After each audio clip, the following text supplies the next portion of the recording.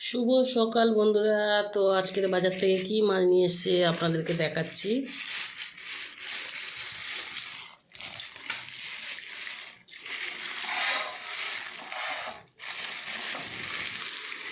শোল মাছ নিয়ে এসেছে বন্ধুরা।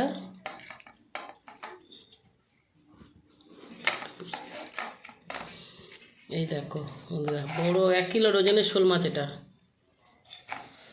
1 কিলোর ওজনের শোল মাছ। তো বন্ধুরা পিসগুলো কত বড় বড় দেখো বন্ধুরা। তো 1 কিলো একটুখানি বেশি আছে মাছটা। তা মোটা মোটা কেটে নিয়ে চলে এসছে। শোল মাছের পিস একটু পাতলাই ভালো লাগে খেতে। একদম মোটা মোটা কেটে নিয়ে চলে এসছে।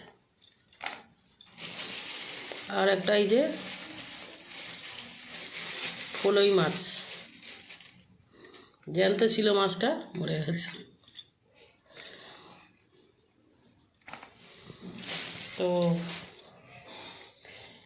এই নিয়ে এসছে, হাতটা ধুয়ে নি। আর কি নিয়ে এসছে, ওই যে এতগুলো ডাঁটা নিয়ে এসছে, সজনা ডাঁটা।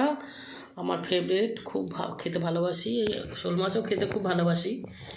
তো এই ডাঁটা নিয়ে এসছে 500 গ্রাম 30 টাকা নিয়েছে।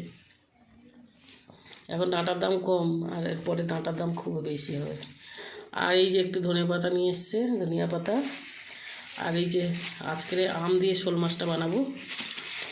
হলো টমেটো নিয়ে এসছে। আর এই যে কাঁচা আম কত করে নিয়েছে, এই একটার দাম 15 টাকা নিয়েছে।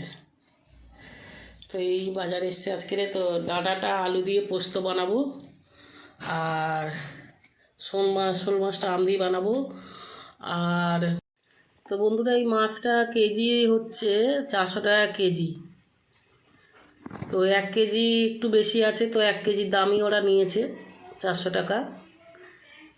আর এই ফলই মাছটা দিয়েছে ওর সাথে, মানে এই মাছটার সাথে এটা ফ্রি।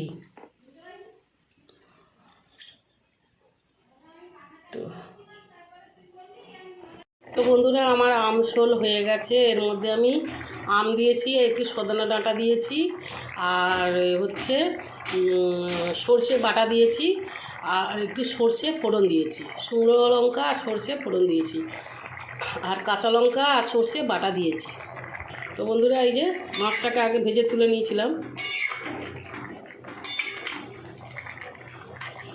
মাছটা একটু হালকা করে ভাজবেন, বেশি একদম কড়া করে ভাজবেন না, তাহলে এই আম শোলটা খেতে ভালো লাগবে। তো বন্ধুরা এই যে আমার রান্না হয়ে গেছে, আমি এবারে নামিয়ে নেব।